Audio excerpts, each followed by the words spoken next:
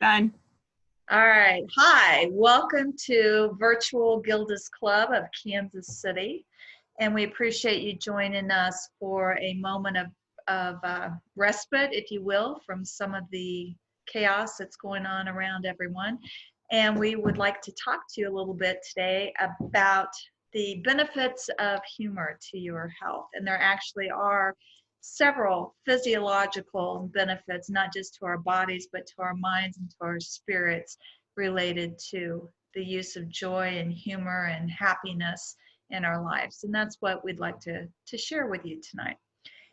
I'm Judy Waechter. I am a nurse. I work with Good Shepherd Hospice, and I have the opportunity to be on the Professional Resource Council for Gilda's Club, which means they tolerate me on occasion, and for which I'm very grateful for. So let's get in and look at the benefits of humor to your health. Remember to always laugh when you can, because it is very cheap medicine. No copays, no side effects. First thing I wanted to start off talking about was having a will to joy. And I like this quote from Marley Murphy, and since it's my presentation, I get to decide what's going to be in it. That when our hearts are heaviest, that's when we most need to seek out happy moments and remind ourselves that joy still exists and that happiness is still possible. Pam Johnson is another name to throw out to you all. And Pam is the founder of the Secret Society of Happy People. I'm not making this up. There is a Secret Society of Happy People. There's also an International Congress of Humor out there. These are things that you can Google up in your spare time.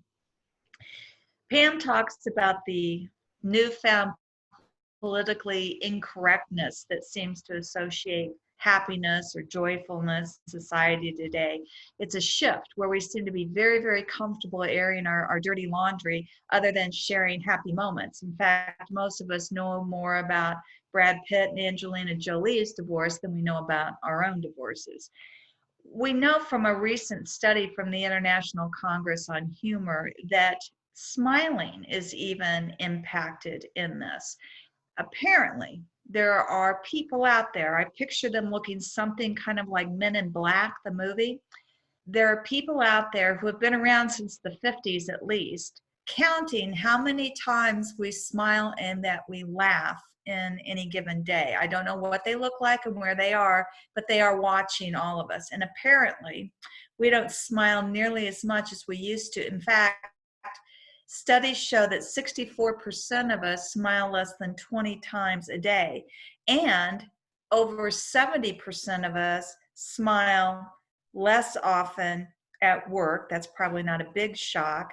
But people are saying that even in our happy place, even in our homes, we are complaining or we are sharing that our lives feel unbalanced, and that loss of joy, that loss of smiling is carrying over at home as well. In fact, there's only 8% difference between how often we smile at work versus how often we smile at home. Considering how much time we spend in the workplace, if we're giving that much of our prime real estate, awake, alert, devoted time to our jobs, and we're not finding enough joy to smile, that's a problem. And when we get home, our respite from the world, if we're not lightening up and smiling there too, then there certainly is a sense of imbalance there. And we see this a lot in healthcare. Even though I work in end-of-life care, we see this in all aspects of healthcare, where people start questioning whether or not they have the right to be happy when there's someone around them they care about that is going through a medical event, or is suffering with advanced illness or serious illness or a new diagnosis or the side effects of chemo and treatment.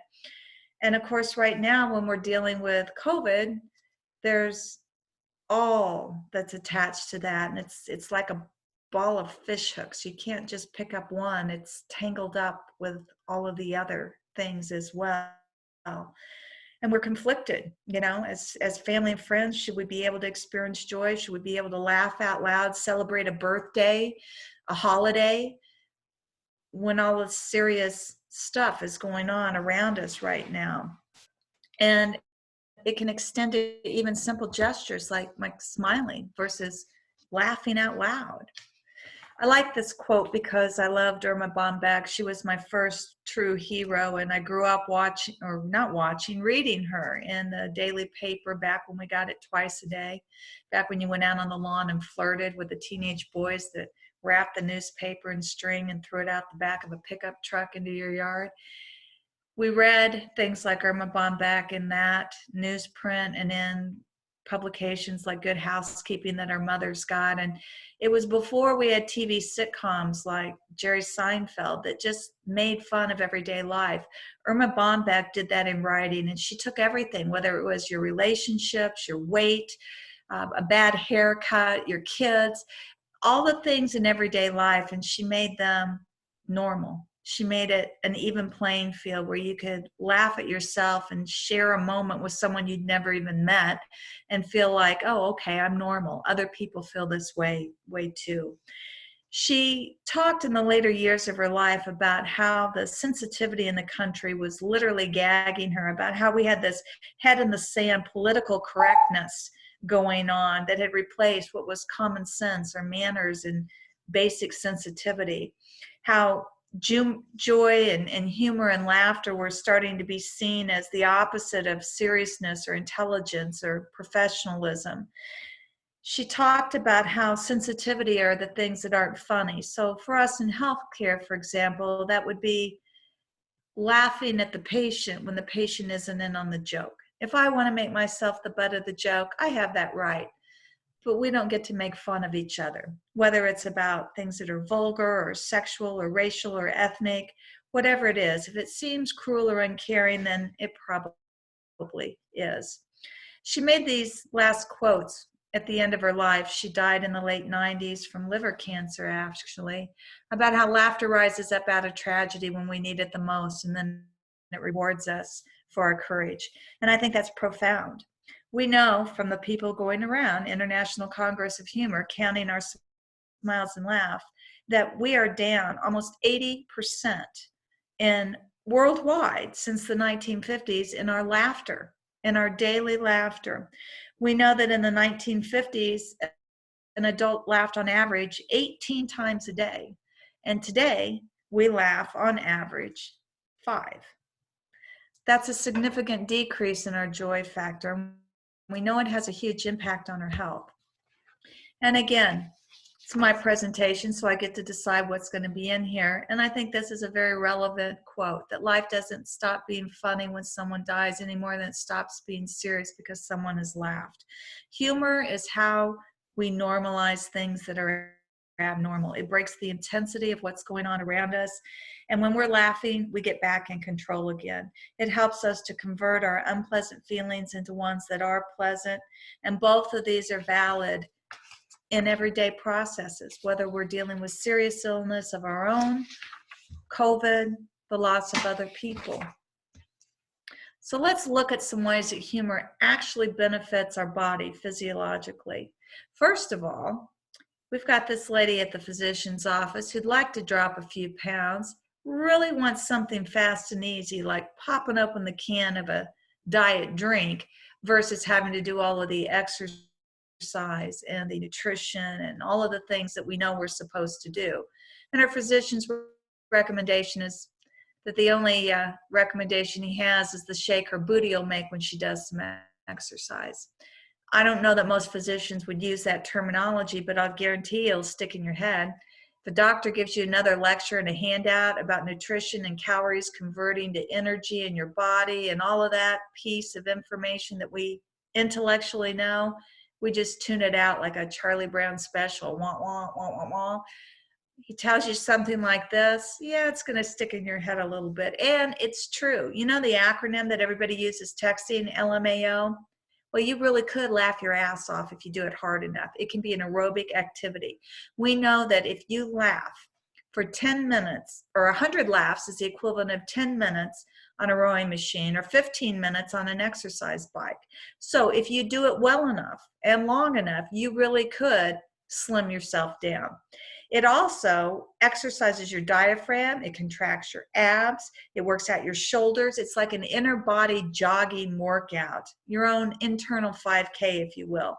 And it releases a lot of physical tension and stress, and it leaves your muscles relaxed. And that relaxation effect, because of all the chemicals that get released in your body, it lasts for 45 minutes, which is huge. And it also does some other things while it's in the neighborhood. It helps to improve your digestion. It'll stimulate your oxygen intake and your circulation. It secretes catecholamines, which are your alertness hormones. And if you do it well enough, you'll wash out your eyes or it'll run down your legs, one or the other.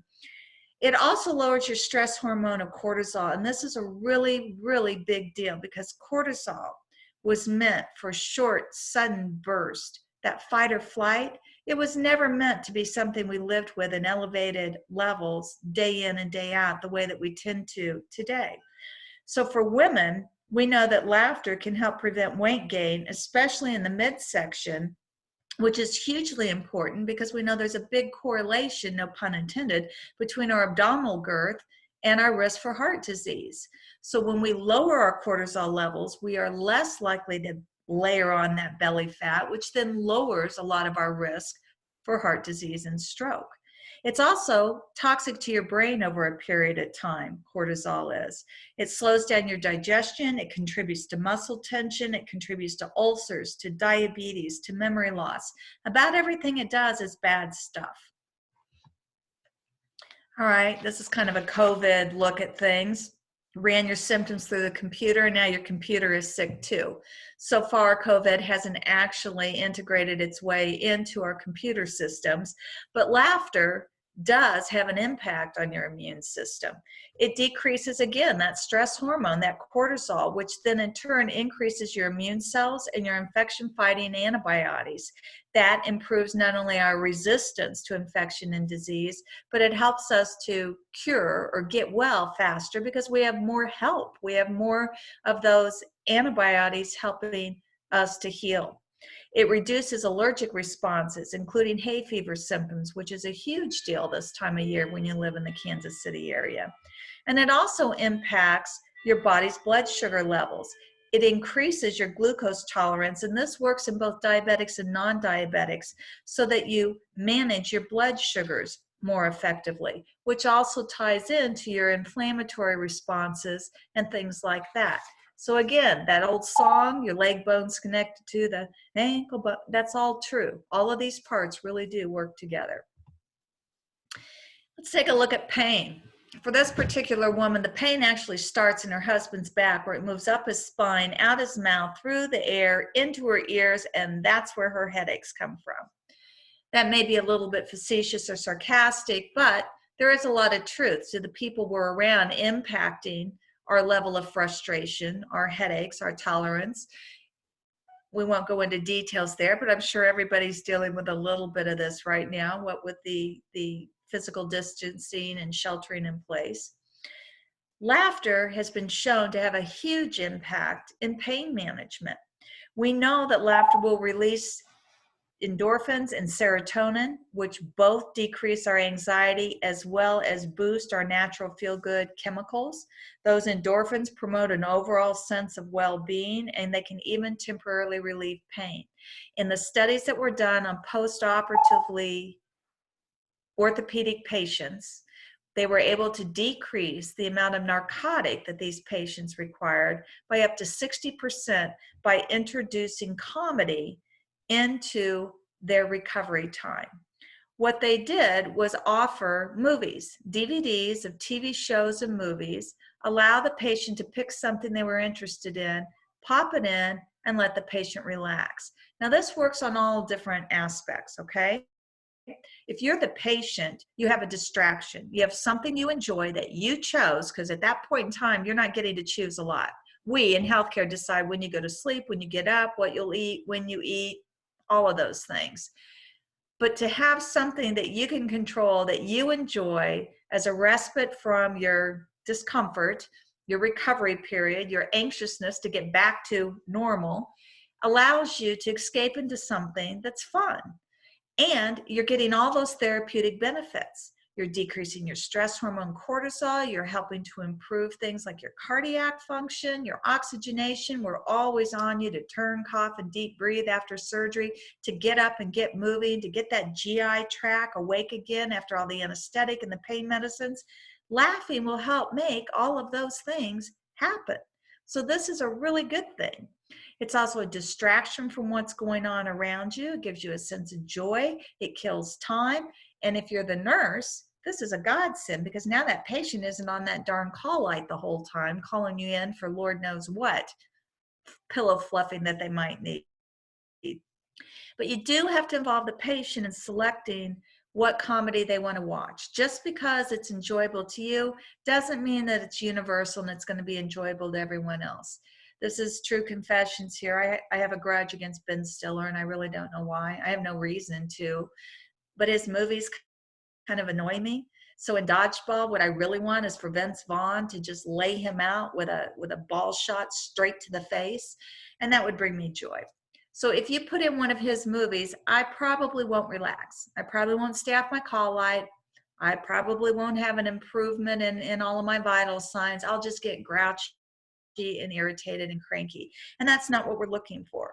So we want to make sure that we are working with what works for the individual, and encourage the family members to help provide things that will bring that person joy, something to laugh at. Okay, this is an old joke, but you know, it's still semi-valid. Yes, it was very loud, but I wanted to hear your heart. You can see the little poof coming up out of his pants. He tooted, whatever term you like to use for passing gas. But laughter really does have an incredible impact on your heart and your heart health. It improves the function of your blood vessels. It improves the blood flow, and it can help protect you against a heart attack and against cardiovascular problems. It lowers your blood pressure. It improves your circulation. And whenever we lower stress and cortisol levels, we are also benefiting the heart's health, because we're decreasing the risk of heart attack and stroke that both of those contribute to. And studies have shown that an individual with heart disease is 40% less likely to laugh at something compared to people of the same age without heart disease, which begs the question, do sour individuals more likely to have heart disease, or does having heart disease impact your joy of living and turn you into a more sour personality? We know from a lot of the studies and research going on that humor has a lot to do with resiliency, not just in diseases like heart disease, but in many others. And it has to do with how we live with a chronic condition and how we recover from setbacks or exacerbations in those conditions. When we look at the heart symbolically, one of the first symptoms of mental and physical illness is that a person is just not themselves. They've lost their sense of joy, their sense of humor, that joy of being alive. And I think that that's where we're seeing this connection with the heart disease piece, is that the heart disease takes away a lot of a person's joy for living. It denies them the opportunity to engage in a lot of the things that had value and meaning to them. Back to the pain. Any other nagging pains? And he points to his wife, who has joined him on his appointment. You know, laughter and humor can help us with our emotional health considerably. The link between laughter and mental health helps us dissolve distressing emotions. Quite simply, you just can't be anxious or angry or fearful, sad, when you're also laughing. Humor helps you keep a very positive, optimistic outlook through difficult situations, through disappointments, and through losses. It helps us to deal with our stress, and it is a major barrier to health and experiencing joy if we let stress take over. We want to be more spontaneous, and humor helps us get out of our head and stay away from our troubles. It helps us be in the moment a little more and to let go of some of our defensiveness. It helps us forget judgments and criticisms and doubts. And it helps with R&R, that relaxing and recharging by reducing stress and increasing our energy. It helps us stay accomplished and focused because we can get more done when we're awake and alert and laughing. Here they are getting together for a happy family get together and she's going to stuff the turkey with prozac for Thanksgiving. It's an old joke, but there's a lot of truth in this. Holidays and COVID have a lot in common. We take people that we are biologically related to and we put them in confined quarters for extended periods of time. And often they are not the people that by choice we would have confined ourselves with, but it's under necessity or obligation or convenience, whatever it is. If we use humor as an opportunity to feel good and let that good feeling, that laughter remain with us even after the laughter itself has quieted, then it's not just going to give us a break from sadness and pain, but laughter gives us courage and strength and helps us find new sources of meaning and hope. When these moms and surly teenage daughters are getting ready for that holiday gathering and that onslaught of relatives that they're obligated to see, there's a lot of stress involved in it for everyone. But for them to be able to sit back and remember this moment, exchange eye contact over the table when someone says or does something that triggers them, they're going to be able to share even an internal laugh. It may not even be out loud, but they're going to share that moment, share that look, and they're going to revisit that moment about the Prozac, the antidepressant, and the bird, and it's going to shore them up to get through the rest of that afternoon. And there's a lot less side effects from it than popping open another bottle of wine. If you think about people that you spend a lot of time with, perhaps by necessity, are you spending the time laughing or are you spending the time bickering? Sometimes we have to acknowledge that the best way around all of this is not only to focus on what we can accept and can change, serenity, if you will, but also on looking at how can we avoid the stress in the first place. And that's usually the best way to manage it, is just to avoid it altogether. Doesn't mean you don't have to deal with these situations, but we can find other ways to cope with them rather than making them stressful or bringing more stress in. So embarrassed, my new med is giving me the runs. Nurse humor here. Nurses work with everything that starts with the letter P. We're very fond of pee, puke, pain, phlegm, which sounds like an F, but it's really a P. Positioning, pain, people, patients, P's. That's our area of expertise. Humor helps us to shift perspective, another P. It allows us to see situations in a more realistic and a less threatening light. It helps us reframe a situation.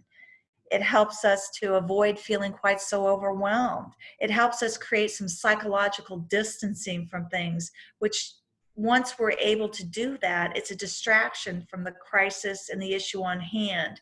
And then we can start to deal with it. You can't really deny something that you haven't acknowledged. So by having that psychological distancing, by putting something away, running from it, if you will, stopping and turning back and saying, okay, there it is. What am I going to do with it now? Think of it as a snake or a spider. You don't want to deal with it, but you're going to have to deal with it. But you run away first, and then you stop from a safe distance, and you start to look at it, and you start to ponder, and you start to creatively figure out what are you going to do with this creature, this issue that you have to deal with.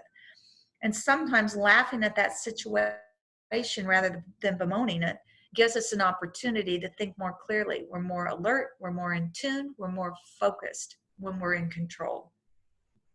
And it helps us to look at the irony and the absurdity of our situation or of life in general. And it improves your mood and the mood of those people around you considerably. Even in the most difficult of times, a laugh, a simple smile, those can all go a long way to helping all of us to feel better. And it is contagious. When you hear laughter, it primes your brain. It readies you to smile and join in on the fun. And a smile will do the same thing. We smile in response to other people's smiles. A study that was done at Rutgers University found that the one universal thing that brought a smile to the face of women was fresh flowers. So if you want to do something to help people smile, bring fresh flowers. I'm not sure what works for men. I've asked a couple times. I've gotten a couple of answers that aren't PG friendly, so we'll leave that one alone. But for women, we know that fresh flowers do wonders. Humor also speaks the truth. My dad got a new brain. All I got was this lousy t-shirt. When we need to express our true feelings, our deeply felt emotions often rise to the surface, and humor helps us to express some of those that might have with them some hostility or some anger, but to express them in a more acceptable way. It helps us, if you will, sandwich a serious or a prickly subject between some softer layers and get it out there. When we wrap it up in something kind of humorous and make a little bit of fun, poke a little bit of fun at something, we can slide it out to the other person in a way that isn't quite so confrontational, isn't quite so much like throwing a grenade and running, but it allows them to pick up the top and look and see what's in that sandwich and laugh with you too before you delve into dealing with whatever issue you've got hidden in there. And it can help, not just with hostility and anger, but to release those inhibitions. Your fear of holding back and holding on can get set aside. And then we can not be quite so regretful. We can get away from agonizing over every decision. And instead of obsessing or worrying about whether we make the perfect choice, we can focus on the positive aspects of whatever the decision is. And the more we practice doing this, the more we develop using humor, it builds our self-confidence because we have experience in things turning out better. We have practice in confrontational situations that normally made us very uncomfortable. It helps give us a cloak, if you will, a suit of armor, of strength. And the more we do something and the more it's successful, the stronger and more empowered we feel. And the better our skill set gets at having these conversations and at dealing with these issues. And others around us notice it and they perceive the difference in us. They can sense our self-confidence. They can see that we're in control, that we know what we're talking about, and we're perceived differently, and our interactions go differently. And we have to have that practice. It doesn't just happen right off the bat. And humor comes in as a powerful, effective way to help heal resentments, disagreements, and hurts. It unites people during very difficult times. And when we laugh together, it creates a very positive bond, and it acts as a buffer against future stress and disagreements and disappointments, because those are bound to happen. But we have a safety net there. Instead of having multiple encounters that are negative and a random, rare, fun one, we have the reverse. We've got a strong relationship there that is built on a lot of unified, positive emotions and experiences with just the occasional disagreement coming up. It dilutes the field quite a bit. Okay, this is another kind of holiday humor here. We got all of the birds pretending that they are actually cattle instead of poultry, trying to stay away from the hatchet there. The point is to see humor as a blessing, to count our blessings literally, to keep track of them, to make a list, to keep a humor joy and journal, to keep a humor journal and record moments of joy and humor. The Secret Society of Happy People created what they called a happiness challenge. And they asked people, the participants, to write down every day what their happiest moment was. And it doesn't have to be something, you know, a fancy, expensive journal that you custom order. You can, if that brings you joy, or you can buy a clearance 29-cent spiral notebook on the aisle where all the leftover school supplies are. Or you can use your phone. Just voice text yourself at the end of the day onto your calendar and record your happiness moment for the day. And the reason we want to do this is that those real life moments are what bring us joy. Whether it's the fact that you could fit into your favorite pants, that you got to eat something you really like, you got to talk to somebody you really enjoy, you got to see something that was really humorous or funny. Those simple acts, once they're recorded, it allows us to savor them and to relive those moments. And that gives us both immediate as well as significant boost to our mood. And the same results are achieved when we ask someone just to think about a person that they're grateful for. When we think about ungrateful acts or people that are ungrateful, we're going to produce or reproduce that effect. But if we take our thoughts, which are our choice, and choose to focus on considering the good things in our lives, we get to experience them over and over again. And that distances us from the negative thoughts that can become a barrier to both humor and to laughter. Because when we're in a state of sadness, we have further to travel to get back to humor and laughter. I encourage you to think about a PET scan, not in the oncology world of it, but the fact that a PET scan of the brain lights up the same way when you experience an event as it does when you remember the event.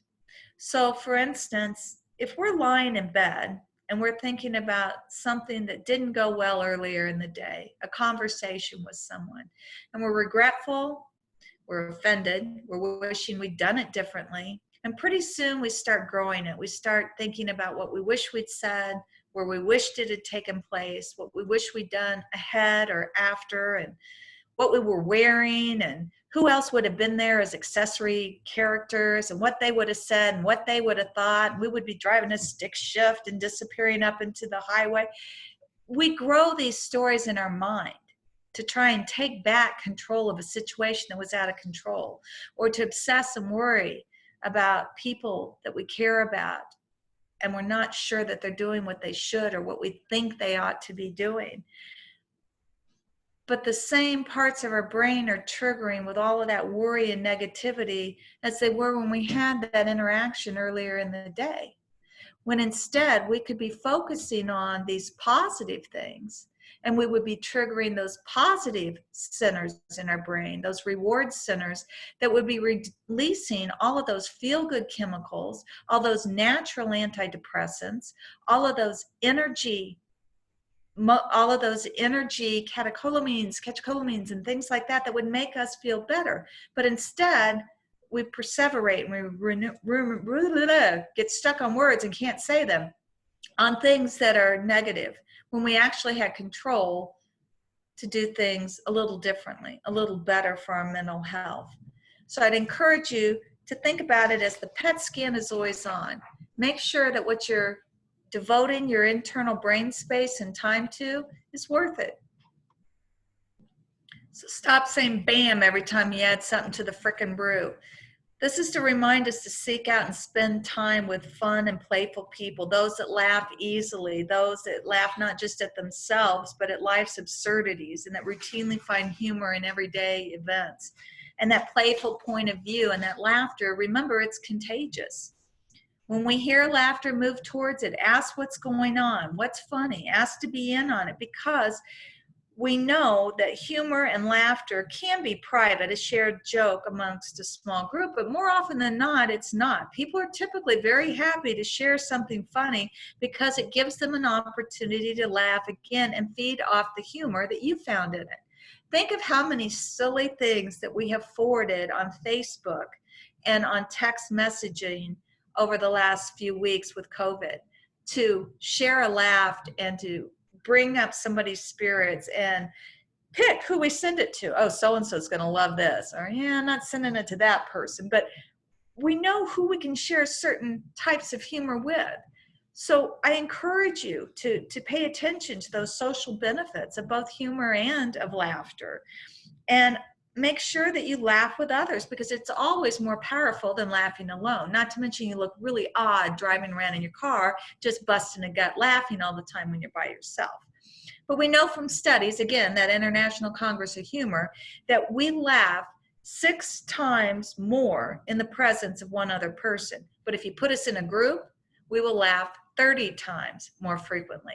So surround yourself with people that you enjoy and that are willing to laugh early and often. I think of how we set people up for friendships or dates. You know, the old joke, oh, they have a great sense of humor. That means she's a dog, right? No, but she's got a great sense of humor. It can be both. And we always look better when we're smiling. It's like a mini facelift. You know how as we age, our face just droops and hangs down and we get these lines here? I shouldn't be doing that. That's should be doing this, like the Joker, to help bring it up and hold it like a facial exercise. As our bodies age, we lose collagen in our skin. So it's not our fault that we go around with RBF all the time. That resting bitch face is really a physiological process that we can't stop. We've lost collagen, so our face is sagging, so our mouth turns down. But if you smile, you're actually exercising those muscles, and it takes more muscles to pull down. So when you counter it by smiling, you're reversing those effects of gravity, and you're looking younger and more healthy and things like that. That's why they joke about people taping their face up or wrapping Curlex gauze around and tying their heads up at night. It's to have like a mini facelift, those kind of things.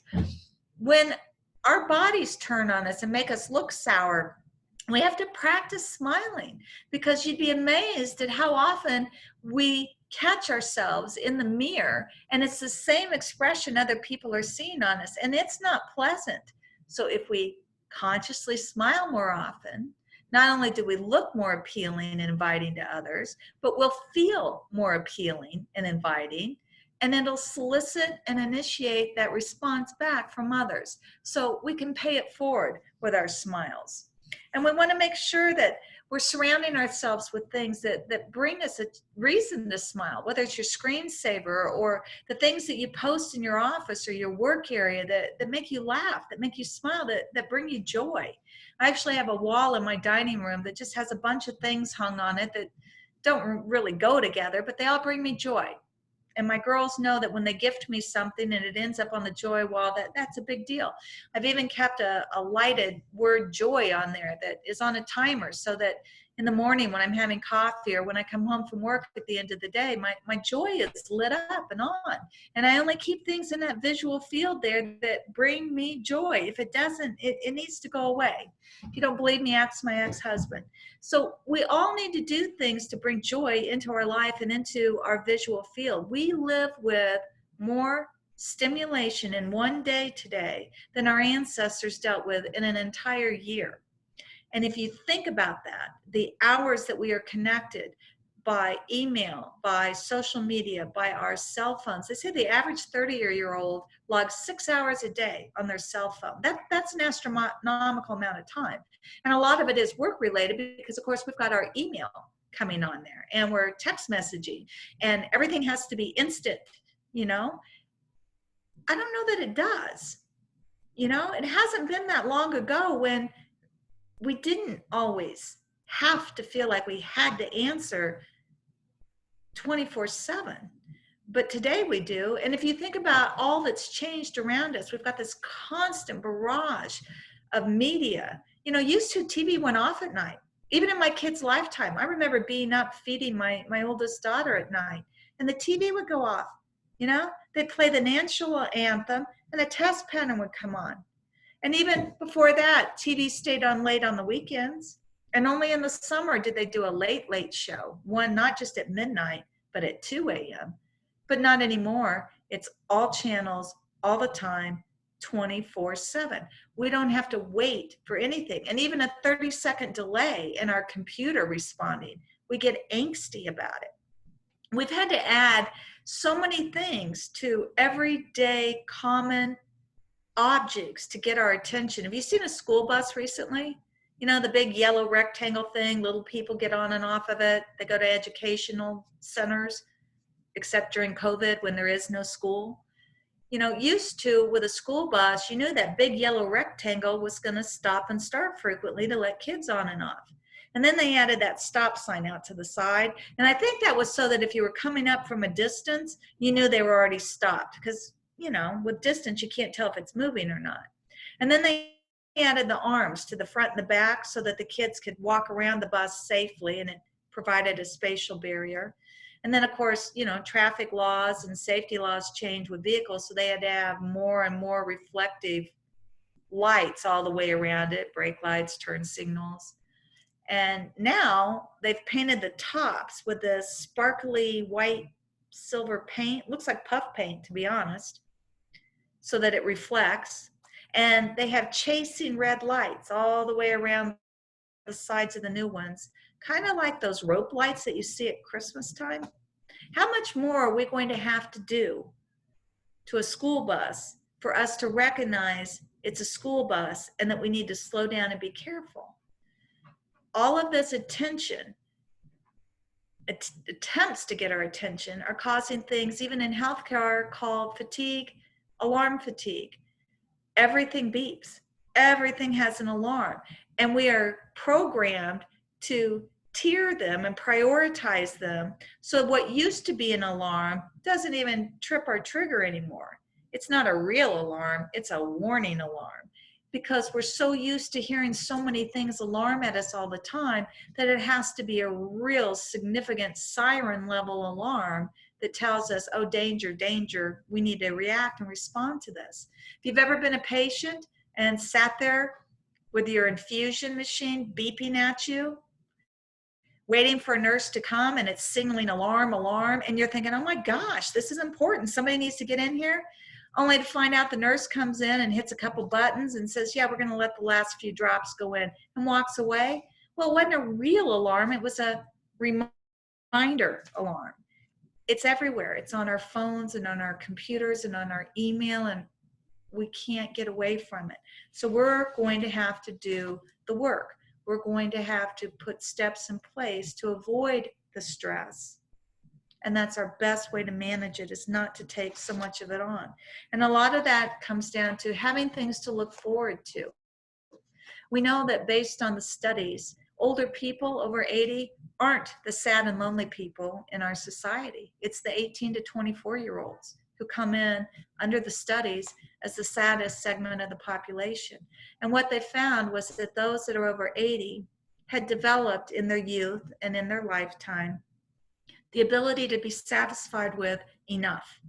It didn't matter that they hadn't gotten a master's degree or even a bachelor's. They had a teaching certificate and they had taught at the local high school and made enough money to support their family. And that was enough. They didn't have to write a Nobel Prize or a New York Times bestseller. They were happy that they got a joke published in Reader's Digest. It was enough. They had friendships, they had neighbors, they swapped resources with neighbors, they shared a homemade pie, a good morning greeting, an evening together outside having burgers over the grill. They had social groups. They went out and went bowling, they played cards, they went to church, they were connected. And they found that those of us that are under that age group, even those of us in our 50s or 60s, have been so busy working and taking care of life that we haven't developed a personal life, and we don't have those resources. And right now, that's incredibly evident with all of the issues that are going on with the shelter in place with COVID. So I encourage you to reach out and ask, if you're not sure about resources right now to help with those things, that there are a lot of us out here that are willing to share resources like this, or warm lines to talk to and things like that. You don't have to do this alone, and we can do things differently. And there are a lot of us out here who really do care and want to make things a little different, a little better. This is actually my favorite slide. And I know it's not that significant, but to me it's hysterical. What fits your schedule better? Be dead be dead for 24 hours or exercise for 1. Your call. Do whatever works for you. In healthcare, over and over and over, we tell people what is the best outcome, what is the best practice, what is most likely to get the best result. And human nature steps in and we all make our own choices. And I'm guilty of it. I don't eat the way I should all the time. Sometimes I drink more than I should. I don't exercise the way I should. I don't always get the sleep I should. I'll fall asleep on the couch and my teeth still need brushed. But I love this statement because it is all in our control. Do whatever works out for your schedule. When we bring humor into a conversation, we can say something incredibly important, and that person is going to remember it. We want to use these opportunities to help bring humor and laughter into even our serious conversations with people. Why would we be willing to go through all those medications, heart disease, heart surgeries, when actually behavioral modification has been shown to significantly decrease our risk of needing any of those things? I really want to put a picture of myself in here, but every time I've gone to do it, life has interfered and I haven't gotten it on there. But I was recently doing this presentation at an area hospital, and turned out that the dental appointment that I had right before that was not the dental appointment I thought I was going for. So I left the dentist office, according to my GPS, as long as I didn't miss a single traffic light or anything else, I could scoot in the door of the hospital I was supposed to be presenting at right on time, which meant I had to reach out to the people that were expecting me to come present and say, make sure you know that I'm going to be running in the door, have everything ready, and we'll hit the ground running and do this. Oh, and by the way, half my face is completely numb and I can't feel it. So I look like I've just had a stroke. I made it to the hospital. I got in to do the presentation, and during the time that I'm doing it, everything starts wearing off.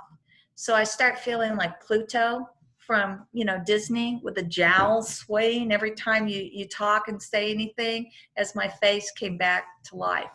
It's things like that that remind us that no matter how much you prepare for things, no matter how well you want to look or present, sometimes life has reality thrown in the way and other things will happen. If we can learn to see ourselves a little less seriously, develop a sense of humor, and take ourselves a little less seriously, then laughter will let all of us even the playing field. We'll all feel a little bit less awkward and a little bit more comfortable to parade our own ignorance once in a while, because we do. And that's the way it's going to be. I've shared before that I'm a frequent faller. I'm a klutz. And I, a few years ago, was out for dinner with one of my cousins who's the country cousin and I'm the city cousin. And she had one of her teenage daughters with me who was 7th grade. And I had a teenage daughter with me who was a senior in high school. And as we left the restaurant where we had met to have dinner, her daughter was going to ride with us. Very quiet, calm little girl who, by the way, is adopted from another country. So she lives in a rural area of southern Missouri and stands out quite a bit based on her ethnicity and her background. As we're leaving the restaurant, I realize I've forgotten my umbrella, and I run back into this Mexican restaurant that has the pretty bright colored ceramic tiles all over the floor. And in the first table is a toddler in a high chair with a taquito in each hand, who is waving to everyone like she's landing a plane for Southwest Airlines as they come towards her from the left or from the right. So she's just waved all of us out the restaurant. When I come running back in, hit a slick spot on that ceramic tile, go down on my knees like Tom Cruise in Dirty Dancing, and slide through the restaurant. So she waves at me down here, and then she turns and waves at me as I go by on the other side, and I come to rest right in front of this teenage busboy who promptly hands me my umbrella. And it looks like a Gene Kelly orchestrated scene from a movie, and everyone applauds. I got up, I took a bow, and I left. It wasn't until I got a message from my cousin the next day about what a gift I had given her daughter by falling flat like that the day before in public. Because to be so self-conscious is to be a 7th grade girl. To be so self-conscious to stand out in your community the way she does. The idea of falling in public, much less your mother, was mortifying. As far as she was concerned, you would just have to leave the planet Earth and could never surface again. But to see that I could brush it off, and even more importantly, that my senior in high school daughter could joke about it and say, yeah, she does that all the time, and just go on like it was no big deal. It was a gift. So I'm thankful that I've been able to help so many of you out there by making a fool of myself on multiple occasions, just so that you could feel a little more comfortable.